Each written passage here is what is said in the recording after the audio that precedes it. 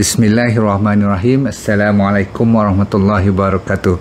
Saya mendapat feedback masa saya buat poster petang tadi untuk mengingatkan anda tentang topik pada malam ini, iaitu 7 langkah mudah. Pastinya hidup anda akan berubah. Macam mana pastinya itu bergantung kepada kehendak, kemahuan dan tindakan yang akan anda ambil. Apapun yang kita cerita pada malam ini, pegangan utama ataupun tali pegangan gantungan kita yang utama ialah kepada Allah SWT. Boleh. Jangan anda lepaskan Allah terapi ni, sebab kalau saya cerita apa pun yang lain daripada Allah terapi itu adalah cuma sebagai bonus. Jadi bagi mereka yang kita orang Islam kan, dah mengucap, dah solat, dah zakat, dah puasa, dan bagi yang mampu dah boleh pergi haji, itu Alhamdulillah. Tapi kepercayaan kita kepada Allah, pada malaikat, kepada Quran, kepada Rasul, kepada kiamat, qada dan qadar tu mesti kita pegang sampai habis-habis. Boleh? Okey, barulah kita sambung cerita sekarang, iaitu hidup kita adalah untuk kita live. Maksudnya kita hidup. Kehidupan kita adalah, bak kata orang putih, this life is to be lived. Maksudnya kena hidup, bukan cuma kita ada semata-mata. Maksudnya bukan kita keberadaannya kita just live with it. No, we have to live secara yang sewajarnya. Dan ini berlaku sebelum kita mati. Sebenarnya kita mati cuma sekali, tapi hidup 2 kali. Betul? Tahu kan? Alright. So kita sekarang ni dihidupkan di dunia ni mesti ada sebab. Dia tidak orang kata apa, coincident. Kebetulan saja kita ada. Mesti ada sebab, dan sebab itulah kita terus kena menanya diri kita, kenapa kita lahirkan ke dunia ni? Why? Apa tujuan sebenarnya? Dan saya dah bagi pada anda pendapat saya, iaitu akhiratnya syurga, dunia ni bahagia. So DBAS, dunia bahagia, akhirat syurga. Okey, itu sebagai pendapat saya. Dan kalau ramai yang dah faham tu, dia senang ikut. Apa-apa saja yang kita buat, yang saya cerita malam ni pun, kalau tak DBAS, tak payah buat. Kalau dunia kita tak bahagia, akhirat kita tak masuk syurga, jangan ikut, jangan dengar pun, buat aja. Tetapi mana tahu kok malam ni membuka hati anda, membuka minda anda, dan kita tak boleh buang masa. Okey. Orang kata the most beautiful and the best thing in this world sebenarnya tak boleh kita cuma nampak saja atau boleh pegang-pegang, rasa-rasa saja. Kebanyakan orang tak sedar yang the best and the most beautiful adalah datangnya daripada apa? Kita kena rasa daripada hati. Jadi banyak mainan hati lah malam ni, boleh? Nombor 1, nasihat saya atau langkah yang saya akan ambil, ataupun kalau saya belum ambil, saya nak ambil, ialah dengar. Ini selalunya orang akan mempertikaikan, tapi tak apa, saya bagi pendapat dahulu. You dengar aja, sama ada you nak ikut tak ikut, tu soal kedua. Nombor 1, ramai daripada kita ambil dunia ni ataupun cara hidup ni terlalu serius. Bukan saya kata kita tak buat benda dengan baik atau dengan teratur, dengan rapi, itu pun serius juga, tapi terlalu serius. Faham tak faham? Kalau you hidup terlalu serius, sampai selalu saya kata tak boleh pun, kadang-kadang terlambat sikit ambil air semayang pun you dah mula, yelah, rasa panik tu tak apalah. Kalau kita lambat sikit, ni dah masuk azan, kadang-kadang terlambat sedikit you dah marah pada diri you. Saya nak bagi tahu kat you, ini soal sensitif ni, yang kadang-kadang kalau sampai you tak boleh ada ruang kesilapan langsung dalam hidup you, maksudnya 100% nak perfect, you tak akan happy, you tak akan jadi orang yang normal, you tak akan jadi orang yang hati tu jadi lembut. Pasal apa? Kehidupan you terlalu keras. Bukan saya kata melambat dengan sengaja, tolong jangan salah faham. Saya pernah tengok kadang-kadang bila seseorang tu dia macam jadi marah, jadi macam bengis pula. Pernah berlaku di mana? Di surau ataupun di masjid ni, memang betul dia kelang kabut sebab dia baru habis azan, dia nak masuk, lepas tu dia macam jadi marah pula. Sejak bila yang you kena jadi macam tu? Kalau betul nak sembahyang pun, tu saya cerita ni sampai soal solat. Berbalik pada soal kehidupan pula yang tak betapa mustahaknya, sebab ikatan dengan Allah tu kadang-kadang tentang kerja, kadang-kadang kita lebih pula. Seriusnya tu sampai anak-anak buah you tak boleh senyum langsung. Maksudnya seolah macam kerja tu kena packer dia tu sampai tak boleh nak tengok kiri kanan. You kalau hidup macam tu, saya nak terus terang bagi tahu kat you, you tak akan happy. Terus terang saya beritahu. Sebab apa? Kita manusia ada sikit sebanyak kelemahan. Dan saya ulang berkali-kali daripada tadi, bukan tujuan kita untuk memberi excuse, memberi alasan untuk tidak jadi rapi, tidak jadi best, tidak orang kata apa berterampilan ataupun ada kualiti yang terbaik. Itu tidak. Maksud saya begini, kalau dah you nak cuba terbaik pun, you dah buat terbaik pun, kadang-kadang terlambat, kadang-kadang traffic jam. Jangan nak pukul diri you, faham tak? Jangan nak marah diri you, jangan nak menyebai. Orang kata jangan nak buat tarik muka pergi office dan sebagainya. Sebab apa? Ini tidak membawa sebarang manfaat pun. Ya, dengan kecuali saya kata apa? Dengan kecuali you dah cuba the best.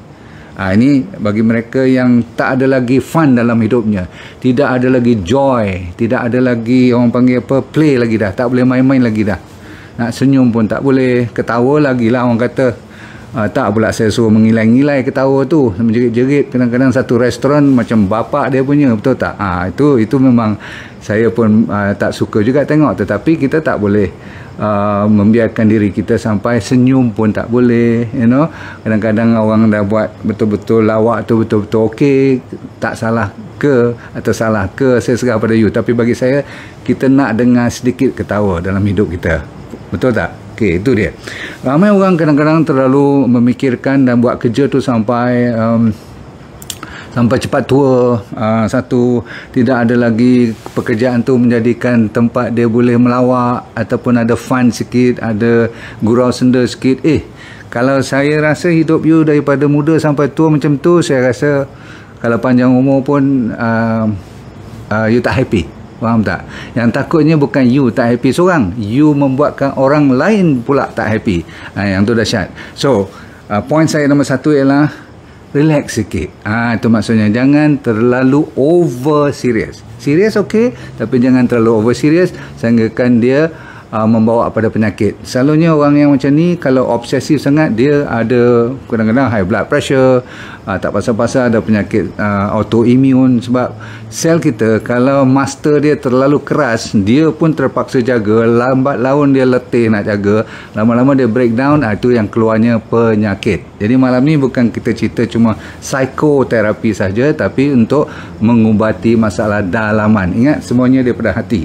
Lepas tu kalau you tengok balik, kenapa you dulu, walaupun you serius macam mana sekarang, you kalau mak bapak you boleh videokan balik, keluarkan video real life, tengok you punya masa umur 2 hingga 7 tahun. Saya ulang, antara 2-3 tahun hingga 7 tahun, macam mana perangai you?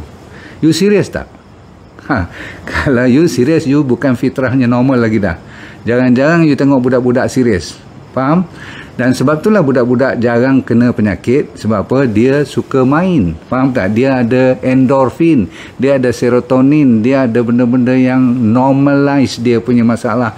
Waktu dia rasa sedih dan sebagainya, kalau dia nak menangis pun sekejap je. Lepas tu dia lebih suka panjangkan mainan. Dan kalau mak dia suruh berhenti, kadang-kadang sampai dia tak nak pun. Pasal apa? Dia gian pada permainan. Apa jadi pada kita bila atas pada umur 18 tahun? Cuba cerita sekarang. Dan sekarang dah umur atas pada 50 tahun. Cerita lagi sekali apa yang jadi. Maka sebab itulah terlalu banyak penyakit sekarang. Sebab apa? Kita terlalu serius. Habis? So relax sedikit. Nombor satu. Oh, by the way, kenapa orang serius sampai nak kejar tu kejar ni? Bukan salah, ada destinasi, ada impian dan sebagainya. Tapi kalau sampai kat situ nak kejar cuma duit sahaja, harta sahaja, nak pangkat lebih saja, betul. Tapi ramai orang yang dah dapat banyak duit, ramai orang yang dah dapat banyak ataupun tingkatkan pangkat, rumah dah lebih besar semua pun, kenapa dia tak happy ya? Cuba you bagi tahu kenapa dia tak happy? Sebab happy bukan saya kata cuma benda yang nampak, pegang, rasa. Dia mesti daripada hati. Jadi your feeling tu very important. Dan feeling tu datang daripada mana? Datang daripada tak begitu serius. Baru hati tu boleh ada ruang untuk dia bernafas. Maka hati tu boleh senyum juga. Dan yang paling penting bukan hati tu senyum saja, Allah pun senyum pada you. Sebab apa? Dia tengok you dalam keadaan yang tenang. Bila you senyum tu berarti you lebih tenang, betul tak? Dan 3 benda yang harta atau duit tak boleh beli, iaitulah satu, kebahagiaan sebenar-benar yang tulen. Nombor 2 ialah keseronokan yang halalkan. Nombor 3 ialah ketenangan jiwa, dan saya selalu kata tidak ada lain tidak bukan ketenangan jiwa adalah apabila you mengingati Allah. Lepas tu baru datang bonus-bonus lain. Dan akhir sekali sebenarnya dari sudut pekerjaan, you tak akan boleh jual beli satu perkara, satu hal dinamakan passion. Passion tu maksudnya apa ya? Passion ya, teruja, ataupun you gian, ataupun you rasa passionate tu you suka, cinta pada kerja you. Itu tak boleh dijual beli. Okay? Maka biarlah you rasa syok kat dalam. Tak penting sangat kalau kat luar tu orang nampak you macam happy atau tidak. Itu macam je. Kalau boleh happy kat luar dan dalam, lagi cun. Itu nombor 1. Dan apabila kita berumur ni, saya selalu tengok ramai juga selalunya orang bukan Islam lah, kalau yang terlalu terpikat kepada kebendaan ni, mereka sampai dah tua pun kadang-kadang kerja lagi. Nombor 1. Nombor 2, dia nak simpan duit tu banyak-banyak sebab dia kata anak dia nak pergi belajar, nanti apa jadi insurans tak beli dan sebagainya, sehingga kan dia sanggup makan nasi lemak 50 sen balik, kopi O saja untuk nak jaga anak cucu dia. Saya nak beritahu pada you, tuan-tuan dan puan sekalian, kalau anak dan cucu you nampak dah stable, dah steady, mak bapak dia pun boleh jaga, anak you pun dah boleh bebas, ada rumah sendiri dan sebagainya, dan boleh pula bagi duit kat you sikit walaupun 50-100 ringgit, tak apa, berarti you dah kena lepas. You jangan nak risau lagi apa jadi kat anak aku, apa jadi pada cucu aku, sebab you dah sampai peringkat zaman orang panggil masa tambahan ni, extra time kalau bola kan,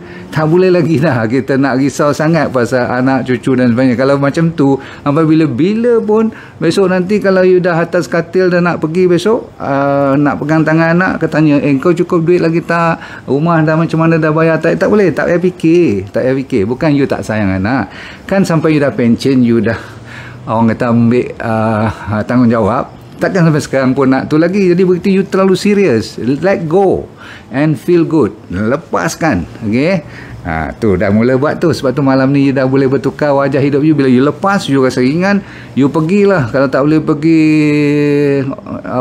Bali, you pergi Langkawi. Tak boleh pergi Langkawi, you pergi kat Sepang cukup. Okay, maksudnya enjoy lah apa yang boleh. Okay, itu 1.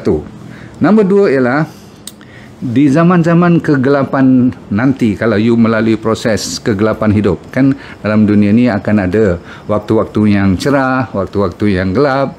Tapi waktu gelap itulah you kena pandai mencari jalan supaya boleh dapat cahaya. Maksudnya you kena belajar fokus di waktu kegelapan, fokus kepada mencari cahaya. Tetap akan ada cahaya kalau you terus mencari. Sebab kalau you membiarkan, nombor 2, membiarkan circumstances, membiarkan suasana keliling you control you, menjadikan apa you, maksudnya kalau suasana keliling, contoh zaman sekarang ni, suasana keliling semua orang katakan ni lah zaman internet ni, semua nak berjaya, semua nak pergi travelling, semua nak ni lah makan restoran-restoran, you nampak kan kat social media ni. Jadi you pun nak join juga macam tu, bahaya. Okay, you jangan biarkan environment you control you. Dan apabila saya bagi tahu kat you satu perkara kegelapan ni, contohnya apabila you sampai dewasa, kalau sesiapa yang dah hidup sampai dewasa ni maksudnya atas pada 20 tahun lah, dah dewasa lah tu kira, sama ada you dah kahwin tak kahwin. Kalau you sampai umur matang macam tu, 100% saya boleh garanti you akan melalui sekurang-kurangnya satu suasana hidup yang cukup pahit, ataupun pengalaman yang orang kata bisa lah, dia pedih, perit dalam hidup you, betul, yang you tak suka berlaku. Itu kalau satu. Bahkan ramai orang yang dah lebih daripada 10 pun ada, walaupun umur baru 20-an kan.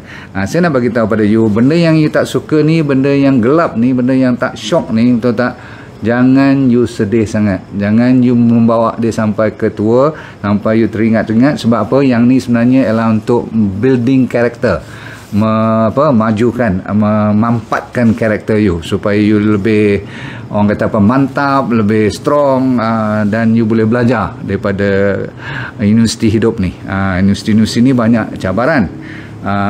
Yang penting pelajarannya ialah, boleh tak you tengok daripada sekarang ni, malam you dengar lecture saya ni, Boleh tak you tengok benda yang you tengok daripada dulu sampai sekarang tu, boleh tak you tengok cara lain? Maksudnya contoh suami isteri pun sama juga. Katakan sekarang kot-kot lah ada isu you tengok isteri you macam ni je, you rasa macam dia ni kadang-kadang ataupun suami you tak support you langsung, okey, katakan nak cari pasal je dengan you, faham tak? Jadi you nampak macam dia tu mencari pasal dengan you je. Boleh tak you tengok dia dengan angle yang lain ataupun dengan kacamata yang lain? Maksudnya jangan tengok dia, okey, saya ambil contoh macam ni lah. Kalau saya ambil pen ni, nampak pen ni, dan saya cuma tengok kat sini je, dan selama-lamanya kita nampak dia kat sini je, ni fokus kita kat sini je. Dia macam tu, dia macam tu, dia macam tu, macam tu lah dia, tak mau tukar daripada dulu sampai sekarang contohnya. Padahal dia ni pen kan, semua ni pen, tahu tak? Tapi you duduk tengok ujung mata pen ni saja, tengok ni, you tengok kat ujung ni saja, you nampak ujung ni saja, betul tak? Tapi you nampak tak merah ni? You nampak tak ada spring dalam ni? You nampak tak berapa banyak dia punya ink ada ke tak ada lagi semua ni? You tengok tak tempat tekan ni semua? Tak kan? Sebab apa? Mata you fokus cuma kat sini. Sama juga dengan orang pun. Kalau you cuma tengok kat situ dan you lupa nak tengok yang lain, samalah. Kita punya silaturahim dengan kawan kita, dengan partner kita pun sama. Pasal apa? Kita dah lupa melihat keseluruhan ataupun daripada pandangan lain, angle lain, maka nampak tu macam tu lah. Tetapi bila you tukar pandangan you, angle lain dan kacamata lain, dan mungkin tukar warna kacamata pun, you akan nampak lain lah. Orang yang sama, pen yang sama, walaupun you nampak merah, kalau saya tukar spek ni jadi warna hijau, pen ni akan jadi hijau. Betul-betul? So tukar cara you tengok, banyak lagi miracle atau keajaiban seseorang ataupun sesuatu benda atau sesuatu keadaan yang you akan rasa lega, ringan. Alamak, betul lah, memang Tuhan jadikan ada partner I ni memang ada sebab. Dia kemungkinan dia bagi hikmah yang lain. Mungkin dia bagi, orang panggil redirection, dia menukar kita punya cara tengok.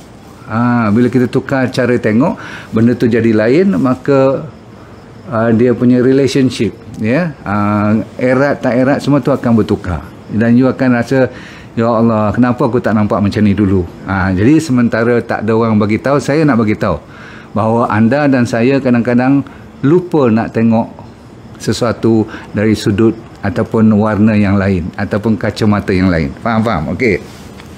So kita kena pandai lah tengok sama ada kita boleh tak jadi lebih waras, lebih bijak untuk menukar pengalaman lepas supaya kita dapat satu perjalanan yang baru. Okey, maka daripada situ you akan nampak banyak lagi benda. Semacam saya bawa you tengok matahari pagi-pagi tu kan, ada orang cuma matahari naik je, tapi kita tengok dari sudut apa? Dari sudut kebesaran Allah. Kita tengok daripada burung-burung yang berkicauan, kita tengok dari sudut bukit bukau, banjaran yang lain tu betapa besarnya. Okey, bila pacak tiang melalui bukit bukau ni, kenapa tanah ni, dan kita bila tengok matahari tu bergerak kiri ke kanan, kita baru nampak rupa-rupanya lebih luas daripada cuma matahari naik sahaja. Itu belum cerita lukisan yang cantik-cantik dan sebagainya. Baik, kita sambung dulu. Nombor 3 pula ialah, kalau you tak kontrol minda you, ni nombor 3, belajarlah kontrol minda you. Saya ulang, kalau you tak kontrol minda you yang akan kontrol diri you. Saya ulang lagi sekali, ramai orang membiarkan mindanya yang kontrol. Dia rasa macam dia kontrol minda dia, tetapi selalunya minda dia yang kontrol. Sebab tu dia tak boleh maafkan orang. Sebab tu dia tak boleh legakan kemarahannya. Sebab apa? Dia membiarkan otak yang dipanggil monkey thoughts tu. Monkey thoughts tu maksudnya macam kera, dia boleh berlompat-lompat, dan selalunya dia suka lompat ke atas dahan-dahan yang negatif. Jangan-jangan dia suka bertapak di atas dahan yang positif. Kenapa? Sebab dahan yang positif tak ada. Kita sentiasa dikontrol oleh minda-minda programming yang negatif. Jadi dahan-dahan ni sentiasa yang tersedia dia lompat pun jatuhnya ke negatif juga. Faham? Okey, contoh kita selalu kata kita tak pandai, kita inferior, orang lain lebih bagus, orang lain lebih berjaya. Jadi banyak benda yang berlaku kita ni diprogramkan secara negatif. Tak termasuk lagi dengan social media. Kan, kalau tak percaya you sekarang you rasa katakan kita ni nak rasa kita kaya lah, You buka tengok social media, orang tunjuk kat you cara dia travelling saja. Dia masuk hotel ke, dia duduk tempat-tempat mana ke, you akan rasa alah, aku rumah pun masih tiris lagi bumbung, macam mana lah, betul tak? Sebab tu Tuhan tak benarkan orang menunjuk dan jadi riak kepada orang lain. Lagi dahsyat nanti, satu dia dah satu cerita, tapi kita yang menengok ni, kalau orang yang miskin tengok, kalau dia terasa rendah diri, dia rasa down, kita dah berdosa. Bagi saya lah. Sebab tu saya doakan kita bersama-sama memperingati jangan sampai kita jadi riak, faham tak? Sebab takut nanti kontrol minda bagi orang biasa ni tak boleh dia fikir lagi dah. Ramai manusia sekarang dah tak boleh fikir disebabkan pengaruh social media. Dahsyat sangat. Dulu saya tak pernah tengok TikTok, lepas tu kebelakangan ni saya diajar untuk masuk TikTok juga. Sambil saya masuk tu, saya tertengoklah juga benda-benda yang masuk TikTok yang 1 minit tu. Masya Allah, kadang-kadang tu sampai berjam saya terbawa-bawa. Itu berarti pengaruh kepada saya pun sama macam tu. Bahkan anak-anak muda sekarang ataupun mereka-mereka yang tak berkemampuan, saya tak tahu macam mana nak jadi. Okay? Termasuklah IG, Facebook dan sebagainya. So saya maksudkan nombor 3 ni, langkah yang seterusnya ialah jangan tak kontrol minda you. Jangan sampai minda you dibawa oleh pengaruh luar sampai you dah tak boleh buat apa-apa. You mesti kontrol balik. Okay? You mesti ada dalamannya kekuatan untuk lawan. Faham? Right. So you kena belajarlah training untuk menjaga minda you. Sebab apa yang you fikirkan melalui minda you, itulah yang akan timbul nanti. Apa yang you layan dia, itulah jadi. Sebab kata orang, what you think you become. So apa yang you tengah fikirkan sekarang, you akan jadi. Kalau hari-hari you fikir benda tu, dia lagi cepat jadi. Alright. Nombor 4, pastikan anda ada plan. Apa-apa pun mesti ada plan, tapi jangan sampai plan tu terlalu melawan arus. Saya tak kata benda tak elok you ikut juga arus tu. Contoh arus yang baik, contohnya sekarang, contoh orang perempuan ramai semua yang dah pakai hijab sekarang. Okay, katakan kita masih lagi tak pakai hijab, contoh. Jadi kita, walaupun kita ada plan dalam hidup kita, tapi ada benda yang kita plan, katakan nak pakai hijab ni bila dah umur 40-an ke atas. You baru umur 20 katakan. Okay, tapi arusnya ramai semua, hampir 90% lebih dah pakai hijab. So maksud saya, you ada plan, tetapi you jangan terlalu lawan arus yang positif. Ada banyak lagi arus positif. Orang buat sedekah, orang buat amalan voluntary job, you know. Ni semua kalau boleh ikut, you ikut arus tu. Okay? Tapi kita kena ada plan. Sebab apa? Kalau you tak plan dalam hidup you tengah, orang kata apa, kalau you gagal buat plan, you tengah plan nak gagal. Saya ulang. Kalau you gagal nak buat plan, tak ada plan, maka you tengah plan nak gagal. If you actually don't have what they call is, you fail to plan, actually you are planning to fail. Ramai orang dah tahu kata mutiara ni. So pegang elok-elok, jangan sampai tak ada plan langsung. Semacam you pegang payung. Orang macam dah plan ni, dia dah ada payung, jangan risau. Okay? Dan selalunya dia boleh melalui hujan kalau lebat macam mana pun. Tetapi kalau payung tu halfway break, maksudnya pecah atau rosak, you jangan risau, you kena teruskan perjalanan. Berarti you kena belajar menari di dalam hujan. Maksudnya you have to dance with the rain. Jangan sampai takut pula nak kena air hujan langsung.